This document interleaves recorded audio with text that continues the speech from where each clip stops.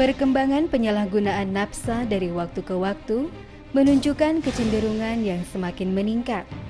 Berawal dari rasa keprihatinan itulah, maka pada tahun 1971, atas prakarsa Gubernur DKI Ali Sadikin, Kepala Dinas Kesehatan Dr. Herman Susilo SPKJ, dan Kepala Direktorat Kesehatan Jiwa Profesor Dr. Kusumanto Setionegoro, didirikanlah Drugs Dependence Unit atau disingkat DDU yang diresmikan pada tanggal 19 April 1972.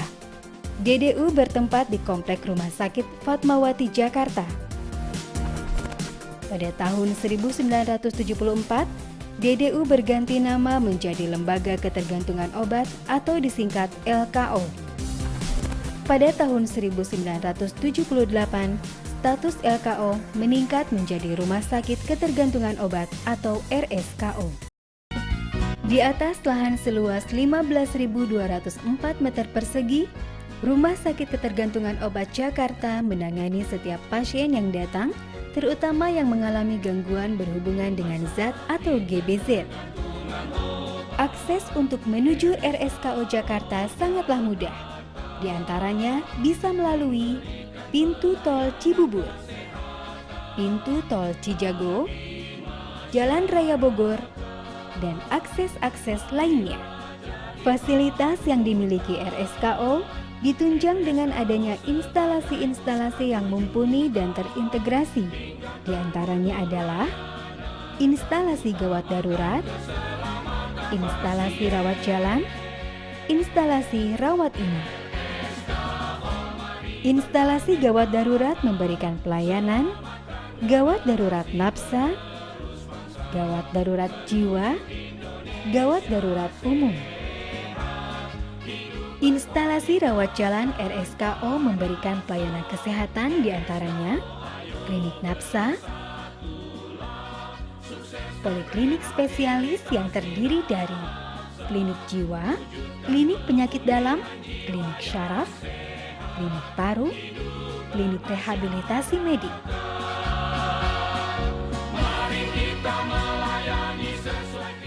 Klinik umum, klinik gigi dan mulut, klinik psikologi, klinik gizi. Instalasi rawat inap RSKO Jakarta terdiri dari beberapa ruang perawatan dan didukung oleh fasilitas penunjang medik lainnya yang terdiri dari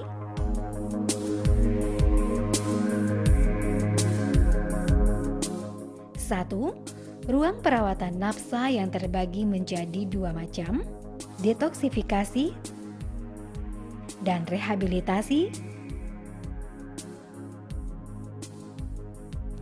2. Ruang rawat inap yaitu komplikasi medik dan high care unit. Fasilitas penunjang medik. Fasilitas ini terdiri dari instalasi farmasi, instalasi laboratorium terdiri dari laboratorium patologi klinik, laboratorium toksikologi, instalasi radiologi, instalasi psikologi, instalasi rehabilitasi medik, instalasi pemulasaraan jenazah, dan ambulans.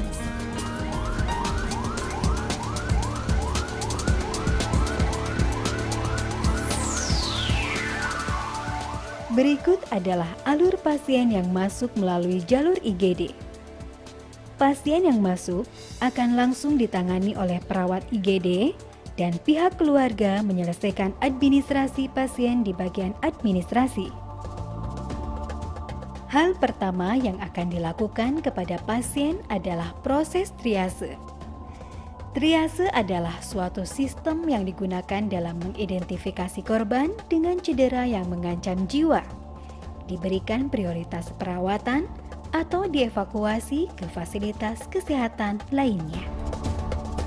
Setelah ditangani oleh dokter di IGD, kemudian dokter menentukan apakah pasien akan rawat jalan atau rawat inap. Pasien yang mendapat rawat jalan diperbolehkan pulang setelah menyelesaikan administrasi. Sementara pasien yang dirujuk rawat inap akan ditangani oleh dokter yang bertugas.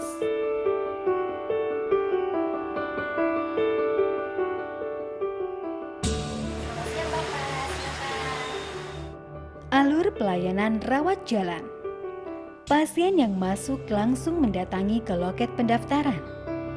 Loket pendaftaran dibagi menjadi 2, yaitu 1. Umum, 2. Spesialis. Untuk pasien umum, setelah melakukan pendaftaran di loket dan melakukan pembayaran di kasir, pasien bisa langsung ke klinik yang pasien butuhkan. Di poliklinik, pasien akan ditangani oleh dokter spesialis yang bersangkutan. Dengan melihat kondisi pasien, dokter akan menilai apakah pasien bisa rawat jalan atau perlu rawat inap.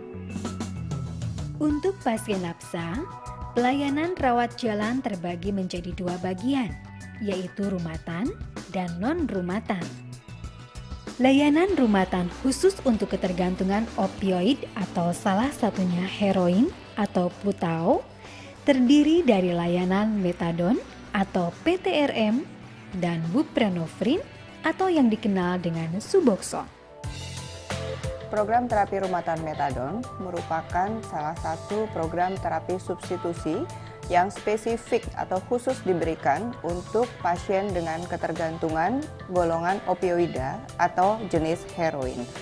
Program ini merupakan program jangka panjang di mana pasien harus minum metadonnya setiap hari di depan petugas. Program terapi rumatan metadon memiliki keuntungan dan untuk memulihkan pasien dari ketergantungan terhadap golongan opioida dengan tujuan untuk memperbaiki kualitas hidup pasien melalui adanya perbaikan perubahan perilaku pasien. Program terapi buprenorfin merupakan salah satu jenis rehabilitasi medis bagi pasien-pasien ketergantungan opioid atau yang dikenal di masyarakat dengan ketergantungan heroin atau putau. Buprenorfin diperlukan sebagai salah satu terapi detoksifikasi, yaitu untuk mengurangi gejala-gejala putusat atau gejala-gejala sakau, dan untuk program terapi jangka panjang yang disebut dengan rumatan buprenorfin. Terapi non-rumatan lebih menggunakan pendekatan konseling kepada pasien. Dari instalasi gawat darurat ataupun instalasi rawat jalan, pasien akan diasesmen oleh dokter apakah pasien perlu rawat inap atau tidak. Pasien bisa masuk rawat inap melalui instalasi gawat darurat maupun instalasi rawat jalan.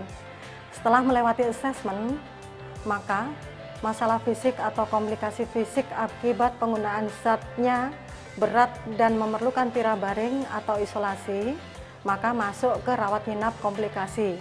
Namun bila pasien bisa mobilisasi bebas, pasien langsung bisa masuk ke MPE melewati fase detoksifikasi dan pemeriksaan lanjutan untuk menilai adanya gangguan medik psikiatrik lainnya atau tidak. Apabila pasien sudah stabil, maka pasien bisa melanjutkan ke program lanjutan rehabilitasi nafsa selama 3-6 bulan kemudian. Dan apabila sudah selesai, bisa melanjutkan ke program rehabilitasi rawat jalan. Di dalam instalasi MPE dan rehabilitasi, pasien masuk ke dalam unit MPE. Setelah menjalani program MPE, pasien akan mendapat asesmen untuk melihat apakah pasien bisa pulang untuk rawat jalan, pasien menjalani rehabilitasi di spesial program atau di reguler program. Pada bagian spesial program yang kita lihat di sini adalah pasien itu dirawat atau menjalani pengobatan berdasarkan kebutuhan pasien. Nah, terutama ini bagi pasien-pasien yang mengalami ketergantungan nafsa dan pasien-pasien yang mengalami gangguan jiwa atau adanya penyakit-penyakit fisik lainnya yang membutuhkan perhatian khusus atau perhatian medis khusus. Nah, yang kedua adalah yang reguler program. Yang reguler program itu biasanya pada pasien-pasiennya yang rata-rata sebagian besar hanya bermasalah pada bagian nafsa. Di situ lebih banyak dibutuhkan adalah kemampuan untuk mengubah behaviornya. Pada reguler program sendiri terdapat 4 fase rehabilitasi. Di antaranya adalah fase induksi, fase primary, fase pre-re-entry, fase re-entry. Fase induksi merupakan tahapan adaptasi. Tujuannya adalah untuk menyesuaikan diri residen terhadap program pemulihannya. Pasien akan memiliki walking paper dan selama menjalani fase tersebut, pasien akan dibimbing oleh seorang body yang akan membimbing pasien untuk mengenalkan kultur dan peraturan yang ada di rumah primary. Fase primary adalah fase untuk mengarahkan pasien menerima dan menyadari bahwa dirinya adalah seorang yang membutuhkan pertolongan. Motivasi dalam diri, serta menyadari bahwasanya di samping masalah penyalahgunaan narkoba, ada masalah yang lebih jauh, lebih besar, yaitu perilaku yang bagaimana cara mengubahnya. Fase pre-re-entry adalah fase pemantapan sikap dan perilaku bertanggung jawab, serta proses interaksi sosial dengan keluarga sebagai basis utama. Fase ini adalah fase persiapan untuk masuk ke tahap fase re-entry. Fase re-entry adalah fase lanjutan ketika sudah keluar dari rumah primary. Di fase tersebut akan dilakukan pengembangan sikap dan perilaku bertanggung jawab, serta proses pengenalan dan pemantapan sikap. Fase induksi, primary, dan pre-re-entry digabung ke dalam suatu rumah yang disebut dengan rumah primary. Sedangkan re-entry akan dipisahkan di rumah yang berbeda. Di reguler program maupun spesial program, pasien dikondisikan memiliki jadwal yang padat berisikan program harian. Adapun beberapa contoh kegiatan yang dijalani diantaranya adalah pertemuan pagi atau morning meeting, tugas harian individu atau function, olahraga,